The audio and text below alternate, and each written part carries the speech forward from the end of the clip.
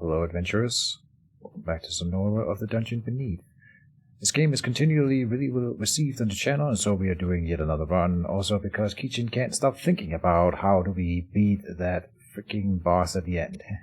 So, I mean, if I keep thinking about it and you guys keep thinking about it, then there's only really one choice, isn't there? We gotta go back in, we gotta go deeper, we gotta go harder.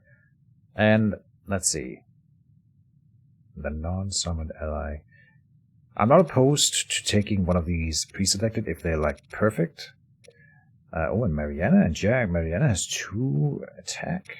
I always wonder what the balancing choices are here, because you can see the stats of one here is clearly better. So then what needs to be done down in this section here is that this guy needs to be better. He begins with an essence distiller, which is a really good item, artifact. I suppose is in fact actually like it does a good amount of damage, and it combos off of a lot of your stuff you can get with this the cultist guys. I forget what the mage is called, but you all know it. Now it doesn't really come over with the Allied Dwarf thing here. Not really, no. So we're doing a random one, and another thing I want to talk about is the difficulty. It used to be that, usually is that on this channel we always do it the games at the hardest difficulty, but that's because some games are just not challenging enough unless you put them on the highest difficulty. And I think this is one of those games where we can say we will be sufficiently challenged just by playing on the normal mode, and I would really like to see the in-game content, find out what boss comes after Abaddon and so on and so forth. And so until we've beaten the game at normal difficulty, I'm just going to keep playing at this difficulty here. And I suppose if there was an update to the game, maybe they would do some rebalancing, and then we can go up, maybe if I feel like it. But right now, I really want to just see if we could actually beat the game. I don't think we're going to be playing at minus ever. But let's go in here again, go for the random one, and dive in. Let's see what we get this time. Oh, we got the cook again. For here. Here for... Oh, it's you. Back again. You left these in the underneath. Try to be more careful this time. And so sometimes we get these money at the start, this money here at the start, which is obviously going to help a bit. I noticed that when we had that one run where I abandoned to get a different hero, and then we don't get the coins. So we shouldn't abandon to get a different hero unless we absolutely want to. We got the Squire again. God damn it. But Dominique Bedrux is actually one of those that I think might be one of the best heroes.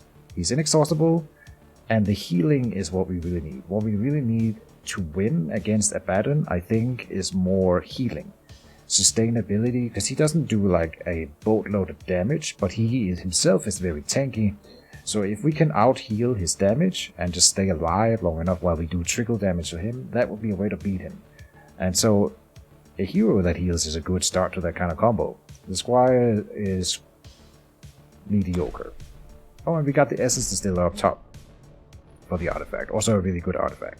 Alright, so we've got a good setup here. Here we can see the previous... Oh, it's not the previous run that we are looking at here. This is my best run. This is Mariana, the one we had the highest party score with. That's the one they memorialize in this hole here. Didn't know. Alright. Down and down into the deep. Who knows what we'll find beneath. We got a rat, the watcher, the guy that can attack his own guys. Yeah. I don't think we actually have to move stuff around too much here. But let's kill a rat. We're gonna kill a rat here, so that's fine. Yeah.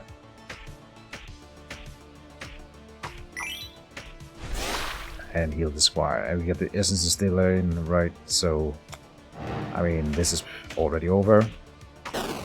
Good.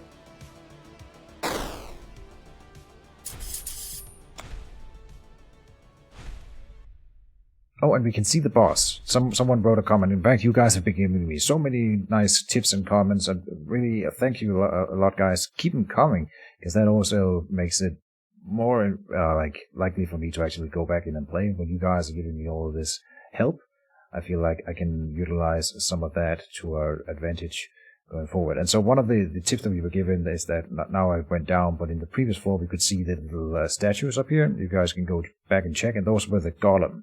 So we now know that the Bone Golem will be the boss that we find at the end of this floor here. And we could use that to build towards beating him specifically, but I do think that what we generally should do is build towards being able to beat Abaddon at the very end. If we can get away with it. The Cleric of the Faith is another one of the healing guys, and a really good one, I think. Double healing, I'm very, very tempted. The Essence Distiller combos well with the Horror Specs. We have the Horror Specs on every single run. But that's because he's really good, and we are gonna buy him again here. Yeah, it's gonna happen. So let me do it like that, something like this. We can move them around when we arrive to the next one. Now we got 2 healing for the team. One of them is for lane specific, but we can move the hero every turn, so that's fine. And the other one is just to any damaged non-heroic ally. And I hope that this can go up to at least 2 by leveling him. That's something we will need to discover. Sounds good to me. On we go. Faxel Featherbite. He counters and deals 1 damage to a random enemy. Alright. Can we kill one in the first round here? Yes. Should be, though. They go first anyway. And next time we get the Essence Distiller that will deal 1 damage to everyone. So I think what we should do is get as many of them as we can down to 1 health. So that as many of them die as possible. By the Essence Distiller, maximizing the efficiency of that one. That might even end it, except this guy will counter and do a ton of damage back. It's gonna be over pretty quickly though. Let me see. No. This guy only does 1 damage, indeed. 1-1, and we will... Oh, he's not attacking as a base. So this is fine.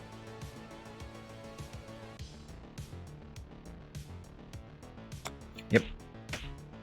Don't overthink it too much. This is gonna be great.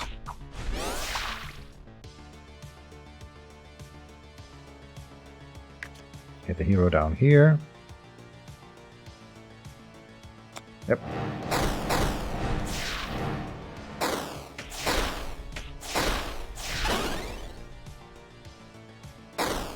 Very nice. What was that? Potion of Experience goes to... I think it has to be the Horror Specs. Maybe the healer though. But the thing about him is his low health. Just getting him to 3 health is actually more important than anything. And then, of course, leveling up his ability as well is really, really good. I think we're going for it. 2 health is just very, very low. And some enemies will do like random damage, hitting a random opponent, and then they could just one-shot him. Speaking of which, there's the gauntlets, and that combos then with him. And now we can use him as a tank. Putting him in the front line, why not? He's inexhaustible, which is really nice. When an allied beast dies, summon a dire rat. This guy again, yeah. Alright, but we combo off of killing as well, so it kind of works out. Regardless, we should go for the barrel into Rat Tooth as soon as we can. This is how we do it.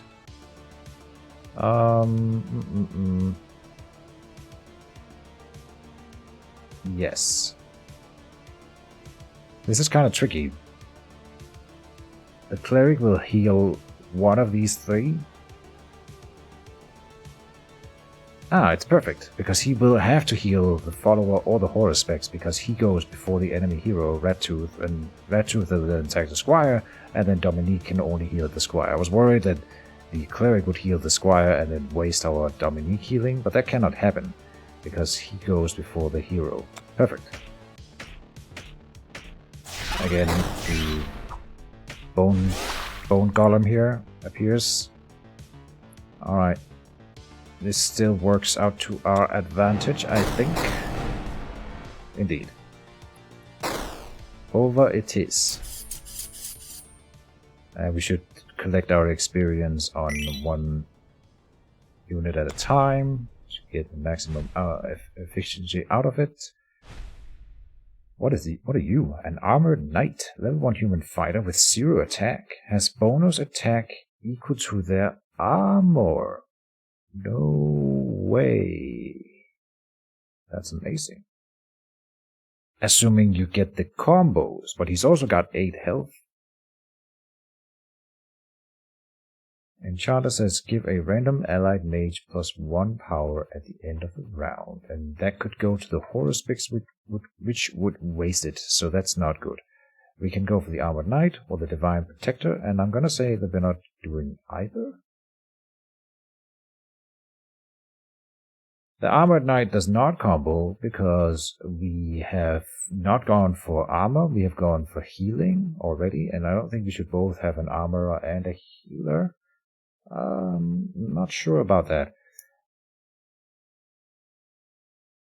The other thing that I'm thinking is high health is good for any kind of healing sustain.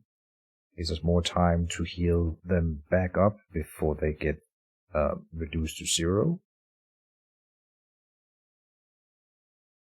We have 9.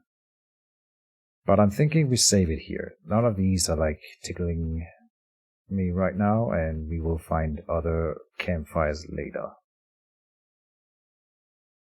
The Armored Knight will in fact even be probably a downgrade to our current setup, because he won't be doing any damage where the follower at least will do some damage.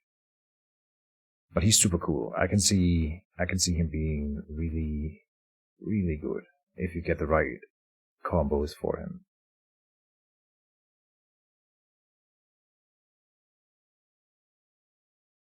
I am very tempted to grab him, but we also have the Horospex dealing 0 damage, so I don't think it's the right play here. Bittertooth. Follow up, give a random allied beast +1 attack. Alright. Oh, and we got traps. We could do this. Does this work? No.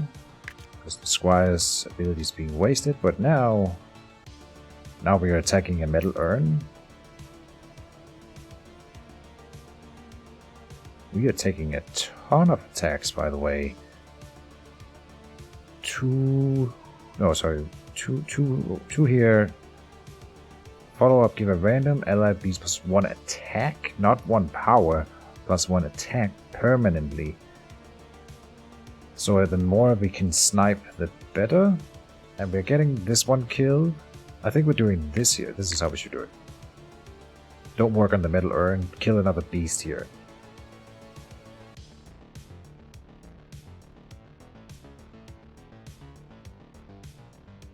Which also combos with the Horospex. With a bit of luck, we get to snipe this one behind the urn.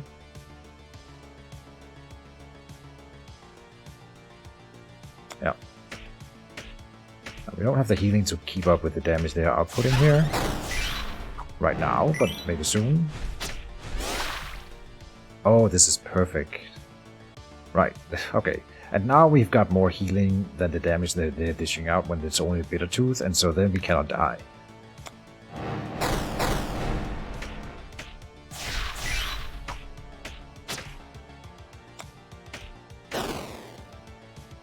Which is exactly the kind of stuff that I want to try to achieve against the Baton. We get the first level up.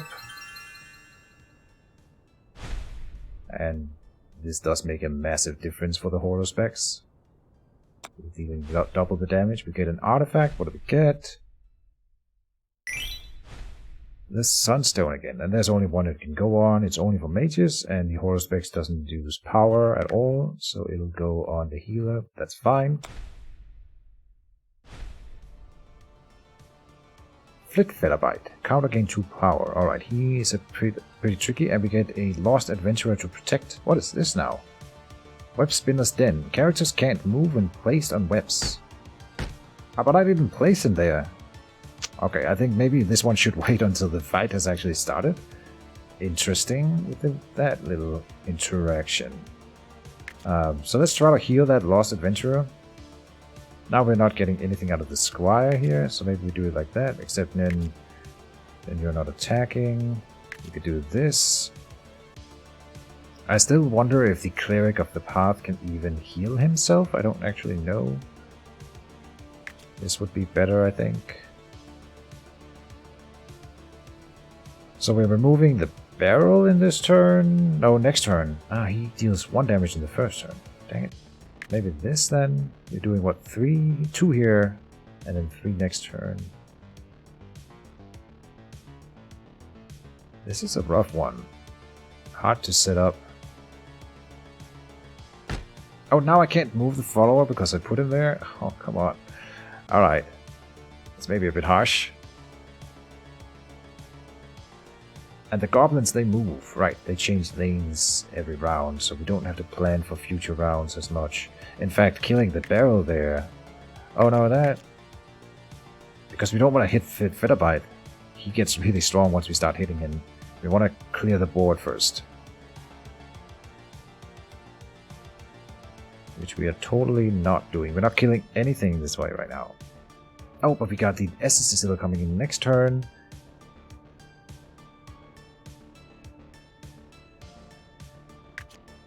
Which means that having the Cleric here then to deal 1 to the barrel this turn kind of makes sense. Then the Essence Distiller will blow it up, triggering the whole combo with the Horror Specs, and then we'll see most of the board blow up next turn.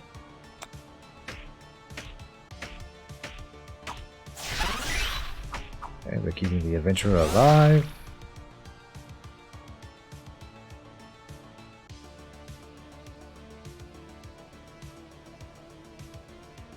Alright.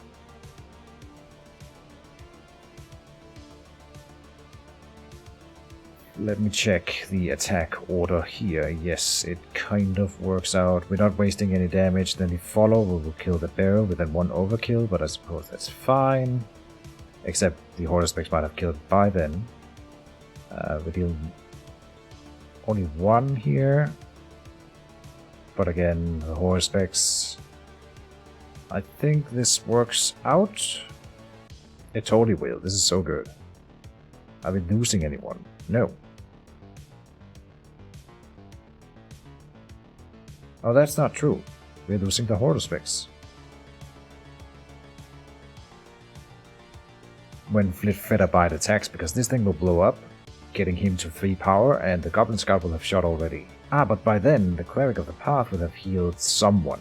And I also don't think it's a big deal if we lose the Horror Specs. After the initial blow-up combo here, he's sort of done his job for this fight. I'm thinking, though, that maybe we do it like this. To keep him healing him.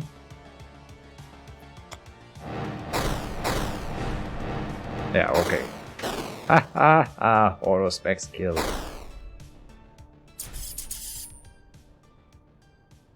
And I think I want to upgrade our Cleric. Now we've got a choice to make. I'm sure this is the final thing before the boss fight. We still got a follower, but I think we will be able to get more good stuff from the merchant. So we're going in that direction. Things for sale. And we've got a Holy Scepter again. Anti-Venom Ring. The equipped character cannot be poisoned. Necrotic Wing is just +1 damage, but -2 health. Titan's Wall, -1 damage, but +5 health. Fighter only. The Holy Scepter is amazing, except we can't use it right now. Because the Cleric of the Path can only carry 1 item. And the Horror Specs cannot use it because he doesn't do attacks, and we can only trigger follow-up on attacks. But we could take the Holy Scepter to put on the Cleric of the Path later. There's nothing else here that really catches my attention. Oh, we can put the Necrotic Ring on our hero. That, I think... It's kind of hard to find good items for the hero. And so I'm totally gonna do that. Yes. Leaving us with 9, so no Holy Scepter, but that's okay. Just 1 more damage per turn can make a world of a difference. Dungeon boss here. Oh, this fight we always combo off of these guys summoning bone piles, so we don't mind it too much. Let's do this. Oh, he's just gonna instantly kill the Squire. We cannot tank him with the Squire. We can tank him with the Horror Specs. But now the Squire is not boosting anyone, so then we can do like this. Now we're taking damage on the hero.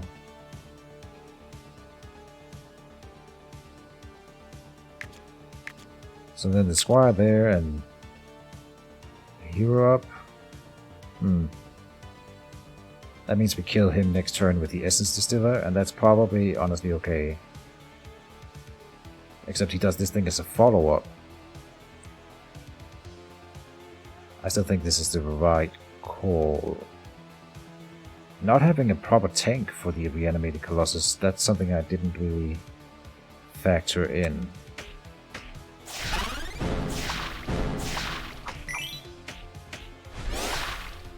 Alright, again, the Essence Distiller here is just gonna do so much work.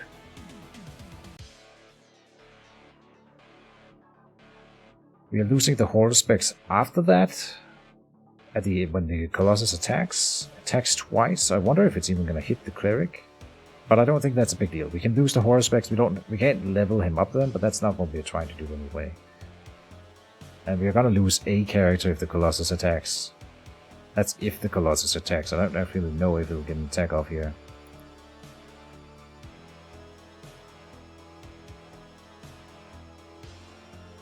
I think we just run it as it is. This guy's gonna die. Because, I mean, the Horror Specs is gonna do 1, 2, 3, 4 attacks. One of them must surely hit the Twin Mancer, and if all of them goes for the reanimated Colossus, then that's fine. Yeah, we've got this so much in the bag. In fact, I'm not sure that the Horror Specs can even hit the boss or the hero in the back before he's cleared the board in front. This is something that I haven't really decided yet whether or not that's true. But that's a working theory. Cleric of the Path levels up, getting more attack or more health, but not increasing his healing. Alright, I would be surprised if it had increased to 2 and then 4 like the Horror Specs. I'm hoping that it goes to 2 at the final level. Otherwise I'm going to be a little bit disappointed. You get a thing here. Ally Fires gets +1 attack with -1 health. The Smith's Hammer is for armor builds, which it's not trash, but then if we don't ever get anything, then it's gonna be bad. Thoric's Hammer says, allies keep up to 1 armor at the end of each round. Oh. Thoric's Hammer. Wow. Imagine you had these two with a Thoric build, and then got an armor or 2, and then that knight that we just saw with it keeps, gets armor based on his, attack based on his armor. Having that combo would be insane. You're a fighter, Mr. Squire. The human follower is not a fighter. And the human hero is never any class. This is dangerous because lowering our health lowers our healing buffer. It's one of these two then, and then I guess we are doing some sort of armor stuff. But I think we're going...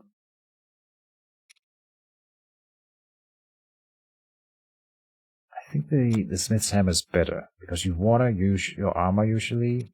I mean, this one is nice if you're not getting attacked on the guy with armor. That's also counterintuitive. Better to just get, if we get 1 armor on someone, get 2 on him, and then we can use him as a proper full-on tank. This is tricky. That didn't do anything yet, so if we don't find anything that gives armor ever, then we have made a mistake. Which, we got the other boss, the boss that I haven't beat yet. I forget what it's called. The Virus, I think. Potions, potions for the weary traveler. Potions for experience. Allows fighters to use equipment from any class. Consumable. So we would have to put it on them. So it's only for that. I'm still thinking about maybe replacing the Squire so that one day I should try to get one of these. Because it is really nice. Then we can get more mage specific items. Potions of healing doesn't make sense, and potion of experience. We end up selling experience potions at the end of the run usually, because you have leveled everything. But maybe leveling a little bit quicker could be really nice. Oh, 18 gold is so much. I think we are skipping though. None of this will make me stronger right now, so again it's future planning, and screw it. We're doing the potion of versatility on the squire, committing to keeping him, and then we have more room for mage items. Argent Fang, poisonous, round and change lanes. Okay. Not a big deal. What do we do? This will kill the first hitless simile. But if we set it up so that it takes 3 damage, then it will instead die at the start of next round, which is probably better. I think this is good. A little bit unfortunate that the Cleric of the Path attacks before the zombies. In fact, here's something. Oh, we can't.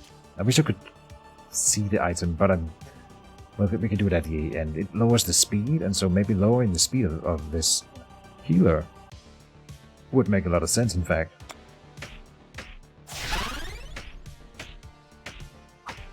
Ooh, oh no, we lost the horror specs. And he even had like 5 health, so that's pretty unlucky.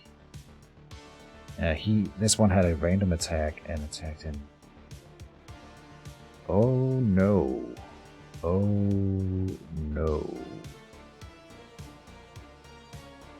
I think we just lost.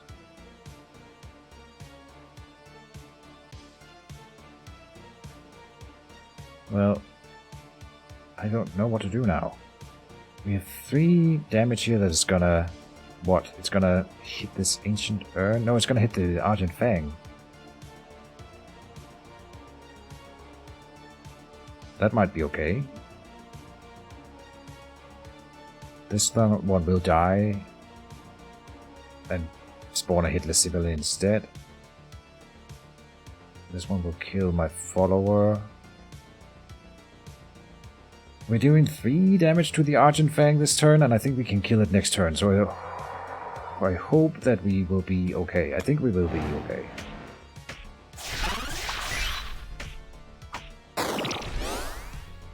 Yeah, because we're doing 3 damage in the same lane again. Alright. Oh, but we're taking damage.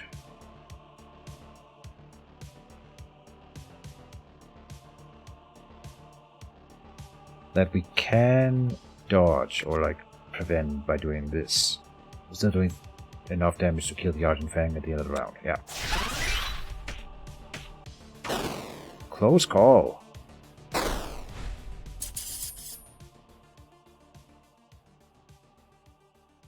I want to level up. Maybe the horror specs again. Oh, we know what boss is coming up here. Let me think that through. I'm assuming that this still means the boss. And this boss, we didn't beat it when we were playing on the higher difficulty, but he doesn't spawn a lot for the horror specs to play around with. So the horror specs is not good there. Then I'm thinking either the Cleric of the Path or the Squire. Squire will increase my damage output. Cleric of the Path will hopefully increase my healing, but we don't actually know that.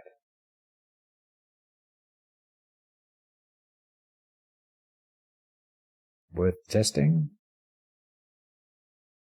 I think we tank with the Squire more though, and we have committed to keeping him. Do we see anywhere? No, we can't see. Ah, he's a level 1 human multi-class. Look at that up top. So that's how we see now that he can carry all kinds of items. I'm gonna give him the XP. He died this battle, so we can't. Never mind. Alright, and I think that is the end of this episode, folks. Stay tuned for the continuation coming soon. Keejchen out.